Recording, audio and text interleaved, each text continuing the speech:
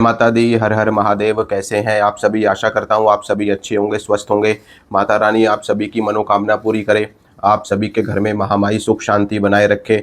आज मैं आपको ये बताऊंगा कि आप त्रिकालदर्शी कैसे बन सकते हैं, कैसे आप अपनी दिव्य दृष्टि को जागृत कर सकते हैं। और त्रिकालदर्शी बनने के लिए, दिव्य दृष्टि को जागृत करने के लिए आपको कौन कौन सी साधनाएं करनी पड़ती हैं, कौन कौन सी विधियां आपको करनी पड़ती है और कौन कौन से प्रयोग आपको करने पड़ते हैं जिनके माध्यम से आप त्रिकालदर्शी बन सकते हैं, आप दिव्य दृष्टि जागृत कर सकते हैं और किस प्रकार से आप किसी भी व्यक्ति का भूत, वर्तमान और भविष्य बता सकते हैं। तो चलिए शुरू करते हैं। सबसे पहले मैं आपको ये बताना चाहता हूँ कि त्रिकालदर्शिता या दिव्य दृष्टि होती क्या है। देखो, त्रिकालदर्शी उसी को कहते हैं, तीन कालों को देखने वाले को त्रिकालदर्शी कहा जाता है। तीन काल कौन कौन से हैं? भूतकाल, वर्तमान काल और भविष्य काल। यानी कि भूतकाल जो बीत चुका है, वर्तमान काल जो अभी चल रहा है और भविष्य काल जो आगे होने वाला है। तो इन तीन कालों को त्रिकालदर्शिता कहा जाता है। यानी कि जो भी व्यक्ति, जो भी साधक या जो भी कोई सिद्ध महापुरुष इन तीनों कालों को देखने में सक्षम है, उसे त्रिकालदर्शी कहा जाता है। और त्रिकालदर्शी के अलावा लोग कहते हैं कि दिव्य दृष्टि जागृत करना। दिव्य दृष्टि किसे कहते हैं? देखो, आपके आज्ञा चक्र पे यहाँ पे तीसरा नेत्र होता है जो कि हर किसी के पास में होता है। एक बच्चे के पास में भी, एक बुजुर्ग के पास में भी, महिला पुरुष, ठीक है, जितने भी मनुष्य हैं सबके पास में ये तीसरी दृष्टि होती है, जिसको तीसरा नेत्र या थर्ड आई बोलते हैं या आज्ञा चक्र बोलते हैं। कई लोग इसको भ्रिकुटी मध्य कहते हैं, कई लोग इसे त्रिकुटी कहते हैं, कई लोग इसे दिव्य दृष्टि कहते हैं, आज्ञा चक्र या थर्ड आई कहते हैं। तो इसी को जब आप जागृत कर लेते हैं, जब आप इसको पूर्ण रूप से ओपन कर लेते हैं, इसको खोल लेते हैं, तो आपको अपने आप ही सभी चीज़ों का ज्ञान होना शुरू हो जाता है। आपको भूतकाल, वर्तमान काल और भविष्य काल का पता लगना शुरू हो जाता है। लेकिन आज्ञा चक्र को जागृत करना, दिव्य दृष्टि को प्राप्त करना या फिर थर्ड आई को एक्टिवेट करना इतना आसान नहीं होता, इतना सरल नहीं होता। ठीक है, अब मैं आपको बताता हूं कि किस प्रकार से आप त्रिकालदर्शी बन सकते हैं या फिर किस प्रकार से आप दिव्य दृष्टि को प्राप्त कर सकते हैं, थर्ड आई को प्राप्त कर सकते हैं। देखिए, त्रिकालदर्शी बनने के कई साधन होते हैं, जिसमें पहला साधन होता है मंत्र साधना। यानी कि मंत्र साधना करके आप त्रिकालदर्शी बन सकते हैं। दूसरा साधन होता है तंत्र साधना, यानी कि तंत्र साधना करके भी आप त्रिकालदर्शी बन सकते हैं। तीसरी साधना होती है यंत्र साधना, यानी कि यंत्र साधना करके भी आप त्रिकालदर्शी बन सकते हैं। और चौथी साधना होती है योग साधना, यानी कि योग साधना करके भी आप त्रिकालदर्शी या भविष्यवक्ता या फिर दिव्य दृष्टि जागृत पुरुष बन सकते हैं, महापुरुष या सिद्ध पुरुष आप बन सकते हैं। अब देखिए, आप कोई सा भी मार्ग अपनाओ, हर मार्ग में आपको समय इसमें लगता है। जल्दी वाला सिस्टम कुछ भी नहीं है। जल्दी वाली जो चीज़ें होती हैं उसके बारे में भी मैं आपको बताऊंगा कि कैसे जल्दी भी आप अपनी दिव्य दृष्टि को जागृत कर सकते हैं और त्रिकालदर्शी बन सकते हैं। तो सबसे पहले बात करते हैं मंत्र साधना, कि मंत्र साधना से कैसे हमारी दिव्य दृष्टि जागृत होती है और कैसे हम त्रिकालदर्शी बनते हैं। देखिए, मंत्र साधना में क्या होता है कि जब आप किसी भी एक मंत्र का जाप करते हैं, उदाहरण के तौर पे आप नवारण मंत्र का जप कर रहे हैं, उदाहरण के तौर पे आप पंचाक्षरी मंत्र का जप कर रहे हैं, उदाहरण के तौर पर आप द्वादशाक्षर मंत्र का जप कर रहे हैं या भगवान विष्णु के किसी भी मंत्र का जप कर रहे हैं, तो जब आप एक लयबद्ध तरीके से मंत्र जाप करते रहते हैं, यानी कि कंटिन्यू आप मंत्र का जाप करते रहते हैं, तो धीरे धीरे धीरे धीरे करके क्या होता है कि जो आपके शरीर में सोई हुई शक्तियां हैं, जो आपके शरीर में 7 चक्र हैं, वो जागृत होना शुरू हो जाते। सबसे पहले कुंडलिनी शक्ति की जागृति की शुरुआत मूलाधार चक्र से होती है। जब आप निरंतर एक ही मंत्र का जाप करते रहते हैं और मंत्र जाप करते जाते हैं, करते जाते हैं, करते जाते हैं, तो आपकी जो कुंडलिनी शक्ति है वो जागृत होना शुरू हो जाती है। और मूलाधार जागृत होता है सबसे पहले आपका, फिर स्वादिष्ठान जागृत होता है, फिर उसके बाद में आपका मणिपुर चक्र, यानी कि जो आपका नाभि चक्र है वो जागृत होता है। इसके बाद में आपका अनाहत चक्र जागृत होता है, यानी कि हृदय चक्र जागृत होता है। फिर आपका कंठ चक्र जागृत होता है, जिसको कंठ चक्र के बाद में आपका आज्ञा चक्र, यानी कि ये छठा चक्र माना जाता है और इसको आज्ञा चक्र कहते हैं या फिर इसको त्रिकुटी, भ्रिकुटी भी कहा जाता है। तो ये जब जागृत हो जाता है आपका, तब आपको पूर्ण रूप से दिव्य दृष्टि प्राप्त हो जाती है। और ये तभी संभव है जब आप किसी भी मंत्र का निरंतर जाप करते रहते हैं। ठीक है, वो चीज़ें अलग है कि ब्रह्मचर्य का पालन करके आपको मंत्र जाप करना है या बिना ब्रह्मचर्य के पालन के करना है, क्या उसमें नियम होते हैं, वो चीज़ें अलग है। लेकिन अभी फ़िलहाल में मैं आपको सिर्फ इतना बता रहा हूँ कि त्रिकालदर्शी कैसे बनते हैं, दिव्य दृष्टि कैसे जागृत करते हैं। तो निरंतर मंत्र का जाप करने से अपने आप ही आपका जो आज्ञा चक्र है, जो आपकी दिव्य दृष्टि है, वो जागृत हो जाती है और आपको सब कुछ अपने आप ही पता लगना शुरू हो जाता है और आपको देव दर्शन भी होना शुरू हो जाता है। आपको हर किसी का भूत भविष्य वर्तमान दिखना शुरू हो जाता है। तो ऑटोमेटिक ही सब कुछ हो जाता है, इसमें आपको और कुछ करने की आवश्यकता नहीं होती। लेकिन जिस भी आप मंत्र का जाप कर रहे हैं, वो बेहतर रहेगा कि आप एक अच्छे योग्य गुरु से आप दीक्षा प्राप्त करें। दीक्षा प्राप्त करके उनसे मंत्र प्राप्त करें, गुरु मंत्र, और अपने गुरु मंत्र का निरंतर आप जाप करते रहें। अपने आप से आपको कोई भी मंत्र नहीं करना है, क्योंकि जो मंत्र होते हैं वो बहुत ही ज़्यादा ऊर्जावान और शक्तिवान होते हैं। जब हम मंत्र का जाप करते हैं तो कई प्रकार की शक्तियाँ स्वतः जागृत हो जाती है, जिसके प्रभाव से हमको दिक्कत परेशानी भी हो सकती है और ये भी हो सकता है कि आपको कोई भी परेशानी ना हो। इसलिए मंत्र का जाप हमेशा गुरु से दीक्षा लेकर के ही करना चाहिए। तो पहला साधन तो है मंत्र साधन, यानी कि मंत्र साधना से आप दिव्य दृष्टि प्राप्त कर सकते हैं, त्रिकालदर्शिता प्राप्त कर सकते हैं। अब बात करते हैं दूसरे साधन की। दूसरा साधन है तंत्र साधन। तंत्र साधन में बहुत सारी ऐसी साधनाएं हैं जिनके माध्यम से आप दिव्य दृष्टि प्राप्त कर सकते हैं, त्रिकालदर्शिता प्राप्त कर सकते हैं। उदाहरण के तौर पे आप तंत्र साधना में देव साधना कर सकते हैं। देव साधना में कौन कौन सी साधनाएं आती है? लगभग लगभग सभी देवी सभी देवताओं की साधना देव साधना में आती है, जिसमें तंत्र के माध्यम से, यानी कि तंत्र में क्या होता है कि मंत्र का प्रयोग भी होता है और एक प्रॉपर विधि विधान होता है, एक प्रॉपर स्थान होता है, एक प्रॉपर पूजा की एक पद्धति होती है, एक प्रॉपर हवन की विधि होती है, जिसके माध्यम से आपको जल्दी सिद्धि प्राप्त होती है। और उसमें एक प्रॉपर भोग भी होता है। भोग का मतलब ये है कि उसमें सात्विक भोग भी हो सकता है और उसमें तामसिक भोग भी हो सकता है, क्योंकि तंत्र साधना में इन सभी चीज़ों का प्रयोग होता है। इसमें पंचमकार की भी साधनाएं आती हैं, अघोर पद्धति की भी साधनाएं आती हैं, वाम पद्धति की साधनाएं आती हैं, दक्षिणाचार की साधना आती हैं, समयाचार की साधना आती है। तो अलग अलग प्रकार की साधनाएं होती हैं। ये सब कुछ तंत्र साधना के अंतर्गत आता है। तंत्र साधना में आप 10 महाविद्याओं की साधना करके दिव्य दृष्टि या त्रिकालदर्शिता प्राप्त कर सकते हैं। नव दुर्गाओं की साधना करके प्राप्त कर सकते हैं, ठीक है। विष्णु की, शिव की, ब्रह्मा जी की, इन सभी की साधना करके भी आप दिव्य दृष्टि या फिर त्रिकालदर्शिता प्राप्त कर सकते हैं।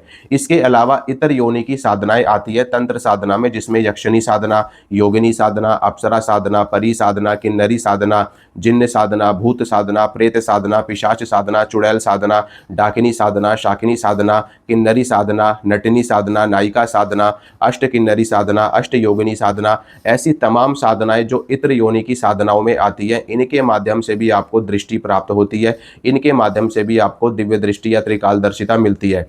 उदाहरण के तौर पे मैं आपको बता देता हूँ, देखो देवी देवताओं की साधना से तो आपको सब कुछ ही प्राप्त होता है, उसमें तो कोई भी संशय वाली बात नहीं है। दिव्य दृष्टि भी मिलेगी, आपकी कुंडलिनी भी जागृत होगी, आपका आज्ञा चक्र खुलेगा, ब्रह्मरंध्र खुलेगा, आपको मोक्ष की प्राप्ति भी होगी, आपको चारों पुरुषार्थों की प्राप्ति होगी, धर्म भी मिलेगा, अर्थ काम मोक्ष सब कुछ आपको मिलेगा।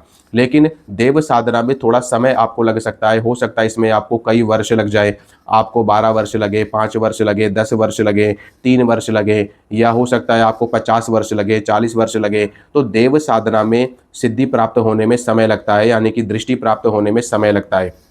लेकिन अगर आप किसी इतर योनि की साधना करते हैं, जैसे कि मान लो आप योगिनी साधना करते हैं, योगिनियों में 64 योगिनियाँ मुख्य हैं और 64 योगिनियों के अलावा अन्य भी बहुत सारी योगिनियाँ होती हैं जो छोटी बड़े स्तर की योगिनियाँ मानी जाती है। इनका पूरा अपना एक मंडल होता है योगिनियों का। इसी प्रकार से यक्षिणियों का भी अपना एक मंडल होता है। इसी प्रकार से भूत प्रेतों का भी अपना एक मंडल होता है, जिसमें इनकी संख्या असंख्य होती है, यानी कि हजारों लाखों की संख्या इनकी होती है, हजारों लाखों करोड़ों की संख्या इनकी पाई जाती है।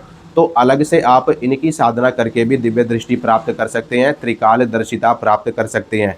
और तो और इनकी साधना करके सिद्धि प्राप्त करना सरल होता है आपके लिए, क्योंकि ये इतर योनि की साधना है, ये नीच लोगों की साधना है, यानी कि भूत है, प्रेत है, पिशाच है, बेताल है, यक्षिणियाँ है, योगिनियाँ है, यानी कि निम्न कोटि की साधनाएं हैं, देवताओं से नीचे की साधनाएं हैं। इसलिए इनकी साधनाएं जल्दी सिद्ध हो जाती हैं, ये जल्दी अपने साधक के पास में शक्तियाँ आ जाती हैं और इनके माध्यम से आपको सब कुछ पता लगना शुरू हो जाता है। उदाहरण के तौर पे मान लो आपने किसी योगिनी की सिद्धि कर ली या किसी यक्षिणी की सिद्धि कर ली। जब वो योगिनी सिद्धि आपको हो गई, वो यक्षिणी सिद्धि आपको हो गई, तो वो स्वतः ही आपको भूत भविष्य वर्तमान बताना शुरू कर देती है, जिस प्रकार से कर्ण पिशाचनी बताती है या अन्य ब्रह्म राक्षस बताते हैं या जिंद बताते हैं या मसान बताते हैं, भूत बताते हैं।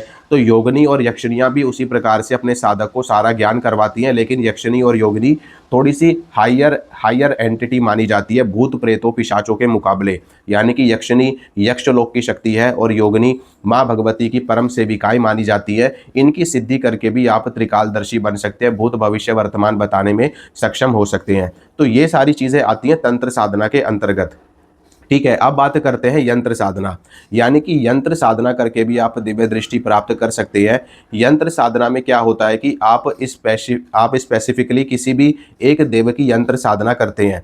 यंत्र साधना में सबसे बड़ी जो साधना मानी जाती है वो श्री यंत्र की साधना मानी जाती है। श्री यंत्र यंत्रों का राजा कहा जाता है और श्री यंत्र में इस ब्रह्मांड की सारी शक्तियां समाहित है यंत्र के रूप में, एक ज्योमेट्रिकल फॉर्म में। तो यंत्र साधना करके भी आप दिव्य दृष्टि और सिद्धियां, अनेकों सिद्धियां, शक्तियां और योग की शक्तियां आप सब कुछ प्राप्त कर सकते हैं। यंत्र साधना में आपको क्या करना होता है कि इसमें प्रॉपर एक यंत्र बनाया जाता है और उस यंत्र में बैठ करके, और आपके सामने भी यंत्र पूजन होता है, यंत्र का पूजन होता है और यंत्र में बैठ करके और स्पेसिफिकली एक मुद्रा बनाई जाती है और मुद्रा बना करके तब उसमें मेडिटेशन किया जाता है, उस यंत्र में ध्यान किया जाता है, तब जा करके वो यंत्र हमारे अंदर जागृत हो जाता है। और जब वो यंत्र हमारे अंदर जागृत होता है तो उसकी पूरी ऊर्जा, यानी कि यंत्र के अंदर सारी शक्तियां समाहित है, पूरा ब्रह्मांड समाहित है यंत्र के अंदर, और वो यंत्र हमारे अंदर जब जागृत होना शुरू हो जाता है तो ऑटोमेटिकली हमको सिद्धियां और शक्तियां प्राप्त होने लगती है। ठीक है, पूरा प्रोसेस तो मैं नहीं बता रहा, सिर्फ आपको शॉर्ट तरीके से मैं आपको जानकारी दे रहा हूं। यंत्र साधना के बाद में जो चौथा प्रकार होता है, यानी कि चौथी विधि होती है दिव्य दृष्टि जागृत करने की या त्रिकालदर्शिता बनने की, वो है योग साधना। यानी योग करके, योग में क्या होता है कि अष्टांग योग का प्रयोग करके भी आप दिव्य दृष्टि, कुंडलिनी शक्ति या अड़िमा आदि जो अष्ट सिद्धियों का वर्णन हमारे शास्त्रों में या पतंजलि योग सूत्र में मिलता है, उनका प्रयोग करके भी आप अनेकानेक सिद्धियां, चमत्कारिक दृश्य, चमत्कारिक सिद्धियां या जो अष्ट सिद्धियां हैं, अणिमा, महिमा, लघिमा, गरिमा, प्राकम्य, ईशित्व, वशित्व, इस प्रकार की सभी सिद्धियों को आप प्राप्त कर सकते हैं योग के माध्यम से।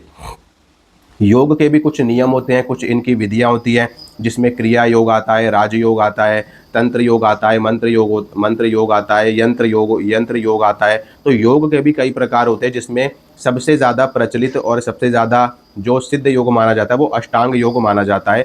अष्टांग योग में यम, नियम, आसन, प्राणायाम, प्रत्याहार, धारणा, ध्यान, समाधि, अष्टांग योग के ये 8 अंग माने जाते हैं। तो इन 8 अंगों का अभ्यास करके और इनको सिद्ध करके तब आप जब साधना करते हैं, योग में बैठते हैं, मेडिटेशन करते हैं और प्राणायाम करते हैं, और धीरे धीरे करके जब आपका योग सिद्ध होना शुरू हो जाता है तो ऑटोमेटिकली ही आपको सिद्धियां और शक्तियां प्राप्त होनी शुरू हो जाती है, जिनके माध्यम से आपका जीवन कल्याणमयी हो जाता है और अनेकानेक चमत्कार आप दिखाने में सक्षम हो जाते हैं।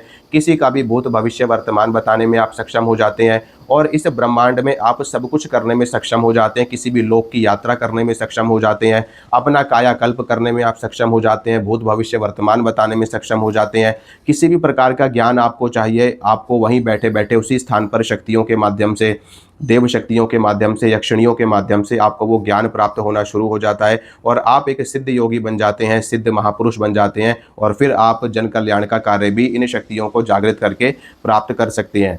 तो त्रिकालदर्शी बनने के लिए, दिव्य दृष्टि जागृत करने के लिए या फिर कुंडलिनी जगाने के लिए इन सभी साधनों का प्रयोग किया जाता है। सभी साधन एक समान है, कोई छोटा नहीं है, कोई बड़ा नहीं है, कोई कम नहीं है, कोई ज़्यादा नहीं है, कोई किसी से ज़्यादा लाभ वाला नहीं है या कोई किसी से हानि वाला नहीं है।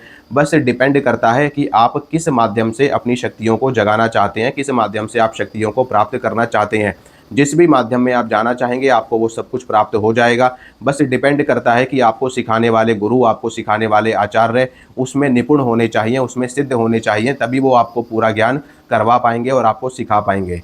ठीक है, तो इनमें से कोई भी माध्यम अपना करके आप सिद्धियां प्राप्त कर सकते हैं, आज्ञा चक्र, दिव्य दृष्टि प्राप्त कर सकते हैं। अगर आपको कोई भी साधना करनी है, कोई भी पूजा पाठ की आपको जानकारी चाहिए या आप अपने घर की स्कैनिंग करवाना चाहते हैं, पूछा लेना चाहते हैं, तो उसके लिए भी आप मुझे व्हाट्सएप कर सकते हैं। मेरा मोबाइल नंबर आपको मेरे चैनल पे ही मिल जाएगा, शॉर्ट्स वीडियो में मिल जाएगा, आपको ईजिली मिल जाएगा, तो आप मुझे कॉन्टैक्ट कर सकते हैं। जय माता दी, हर हर महादेव। खुश रहिए आप सभी।